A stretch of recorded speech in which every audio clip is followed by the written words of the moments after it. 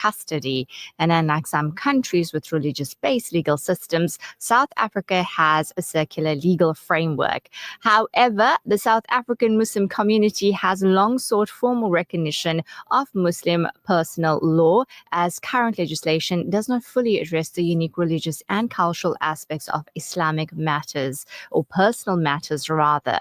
We have a very important topic that we're going to be talking about. Join us live on screen. If you have any questions, feel free to drop them there. We're chatting about Muslim personal law in South Africa, and we have Sister Aisha Royker, who is a practicing attorney and head of the conveyancing department at Parker Attorneys and Conveyancers in Penland Estates. Alongside her conveyancing expertise, she is a passionate advocate for women's rights and global family law reform, serving as a chairperson of the MPL network and an executive member of the South African Women Lawyers Association. Alhamdulillah, she has also presented at prominent platforms on the effect of the non-recognition and regulation of Muslim marriages in South Africa, most notably at workshops with the CRL Commission and numerous online discussions with Musawa's global family law reform campaign. Assalamu alaikum, Sister Aisha, and welcome to Urban Women. Wa alaikum salam, Sister Razia, and shukran for having me here. It's an absolute pleasure. It's so important that we know our laws, we know our country, because I know you are very much a part of the activists and the attorneys that have been fighting for recognition of us Muslims, alhamdulillah. So share with us Women's Legal Center, right? The Trust in 2014 litigation. Let's talk about that. Tell us about the historical disenfranchisement of women, of Muslim wives, shall I say, which actually led to the legislation. So it's actually started way before 2014. The fight for the recognition and regulation of Muslim marriages goes back to, I would say, 1999. So what we found over the years was that the legislation which is in place did not make provision for Muslim spouses, Muslim women, and as a result, women in particular struggled to find, their share in estates that they have contributed towards. So in 2014, the Women's Legal Center embarked on this impact litigation on behalf of, the Muslim community as a whole, aimed at getting recognition and regulation for Muslim marriages to assist Muslim women who are for decades unable to initiate litigation, or themselves they face disadvantages due to the non-recognition and the regulation of Muslim marriages. And what the WLC asked for was that certain sections of the Divorce Act and the Marriage Act be declared unconstitutional insofar as that it did not extend to marriages concluded in terms of Islam. So women have struggled, for the most part, men too, but for the most part, women are the ones who have found themselves in a disadvantaged position when their marriage ended in death or divorce. So that was really the reason for the WLC approaching the court, instead of doing, one by one case on a piecemeal basis and getting some recognition. It was, decided to do this impact litigation as a whole, to try and get some. And, we've been, I say we, because I supported the application, and we've received positive results in that it has been declared unconstitutional, and state has been ordered to, within 2 years from the date of the Constitutional Court judgment, either amend current legislation or enact new legislation. Alhamdulillah, that's so positive indeed, knowing that the efforts that you have all put in is going somewhere. Share with us the outcome of the Constitutional Court case. So after the High Court granted the order and found that the state did, in fact, fail to fulfill their obligations in terms of the Constitution, the matter went on appeal, and then eventually it went to the Constitutional Court, which is the highest court in our land. And the Constitutional Court, the judgment was in favor of the WLC, and it confirmed that the Marriage Act and Section 6 and 7.3 of the Divorce Act were unconstitutional for failing to recognize Muslim marriages. So as I said, the state was then ordered to amend existing legislation or enact new legislation. And as a result of that Constitutional Court order, on the 9th of May this year, President Cyril Ramaphosa signed into effect the Divorce Amendment Act, which effectively gave recognition or gave regulation of Muslim marriages in terms of divorces. The Marriage Act is yet to be amended, and it has been tabled for discussion at Parliament. That will be having public participation programs between now and the cut-off date for enactment of the new legislation. They've been given an extension, so it's until June 2026. So between now and then, there will be the further discussions around the Marriage Act and how it needs to be amended. So some of the acts which currently are in place, which govern marriages, will be repealed, and a new single statute will then, it looks like a new single statute will then be, signed into effect. Mm-hmm. This is the Urban Woman Show. Now, share with us the import of the Divorce Amendment Act and what does it actually mean for Muslim women?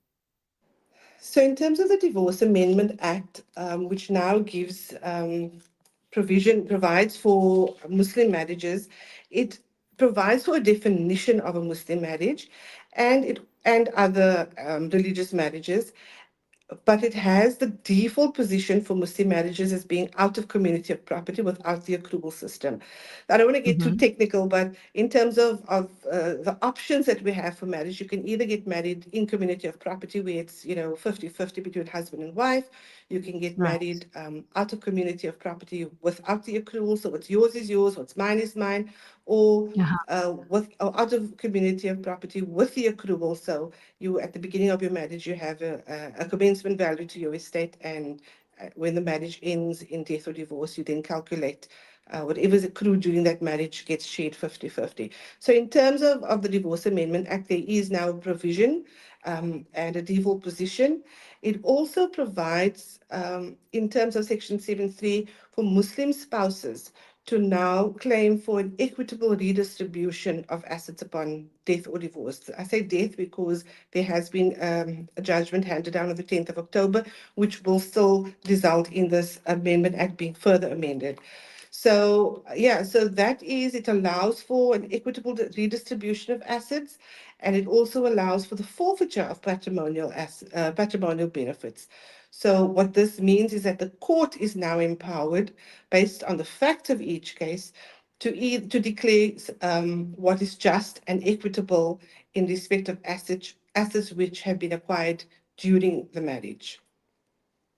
So for you said this is urban women, and for far too long, we as women, we've remained in abusive marriages.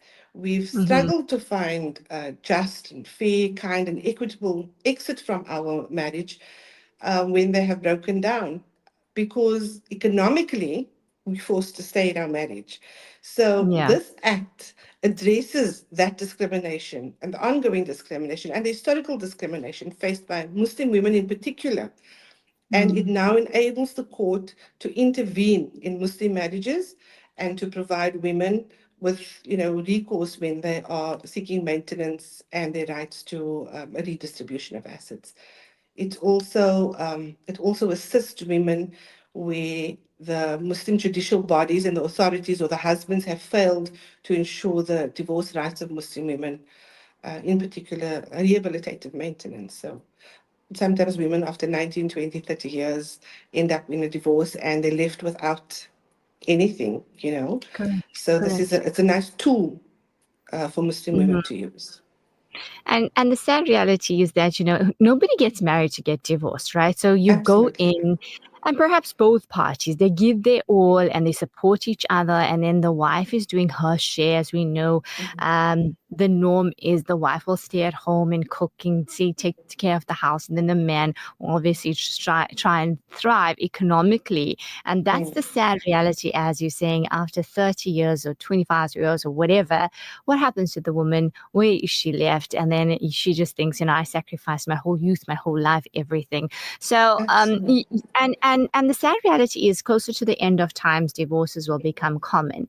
And often I Mm. know women go to Jamiat, and as much as there's there's an obligation on the man to do the right thing. Jamia cannot enforce that, so they'll try No. their part, but Yeah. more than that, they can't do anything. I think we Yeah. hope and all hope people will just work according to their consciousness, but we're not seeing that. So perhaps this kind of gives some relief, alhamdulillah. Share with us about the proposed amendments on the Marriages Act. So in terms of the Marriages Act and the amendments thereto, we are looking at, let me just open my notes here, also to develop a single marriage act where it will rationalize the laws around various types of marriages, irrespective of the religion, the culture, the sex, the gender, sexual orientation. So that's what they are aiming to have, one piece of law which governs all marriages. And the Mhm. purpose of it would be to provide, um, it would give effect to how marriages are entered into, what the result would be. First, giving a definition of the marriage, to provided, it would also deal with marriage officers and how they are appointed as marriage officers. And in terms of this bill or the proposed act, all the current pieces of legislation surrounding marriages, so that would be your Marriage Act, your Recognition of Customary Marriages Act, your Civil Union Act, there's also the Transkei Act. So all of those laws will be repealed and it will be replaced with a new piece of legislation governing all marriages in South Africa. There you have it. Now, for the benefit of all of us, can you just explain a little or help us to understand with regard to the registration of Muslim marriages in terms of the RCMA and the issuing of nikah certificates by the Department of Home Affairs? How does that work and how does that go? So recently, there was this celebration of these 33 nikah certificates that the Department of Home Affairs had issued. Marriages at the Department of Home Affairs are currently, Muslim marriages are being registered under the RCMA because none of the laws which govern marriages currently make provision for Muslim marriages. So they are registering these marriages under the RCMA, but the default, the RCMA firstly was an act which was promulgated for the indigenous people of South Africa according to their norms and customs. Okay. So the default position for a marriage under the RCMA is one of in community of property. And I'm not sure if these 33 couples who have entered into this marriage and have these nikah certificates are aware that the default position is now that they are in a joint, in community of property um, marriage. And the consequences of that is that assets and liabilities are shared. Each one has a share to the assets, but you're also liable for the liabilities or for the debt that your spouse creates during your marriage. And sometimes one spouse may end up having a high credit card or incurring a lot of Yeah. debt, and by Mm-hmm. default of your marriage you would be liable for that. If your spouse does not pay or whatever, you could be held liable. So it's not in terms of the understanding that Muslim marriages are out of community of property without accrual, which in terms of the Mm-hmm. Divorce Amendment Act, it now has Muslim marriages, that being the default position of Muslim marriages. So the two don't marry. Thank you so much for sharing that very important information with us. I think the information you shared with us, many people, many women, even our urban men had no idea. But it's so wonderful to be informed, as you say, know your personal law. As we wrap up, Absolutely. Sister Aisha, anything else you'd like to share with our urban woman listeners this morning?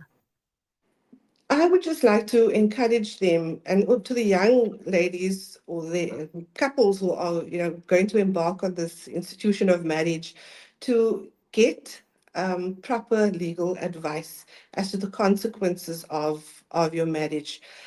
We all have a wedding budget, and I Mm-hmm. encourage them to add a line item which is marriage counseling or your marriage contract, where at the I beginning like of your that. marriage you already have an idea of the kind of the rights and the responsibilities that each one would bring into this marriage, so that in the unfortunate event of death or divorce, you already know what the outcome is. And it just kind of makes it less acrimonious if going into a marriage, you know where you stand, you know what your rights are, you know what your responsibilities are, you know who's doing what and who's responsible for what in terms of their contribution to the marriage, so that there is a contract which can be enforced, and you don't end up in the unfortunate circumstances where you're left out in the cold after having contributed for a number of years and you've got nothing to show for it.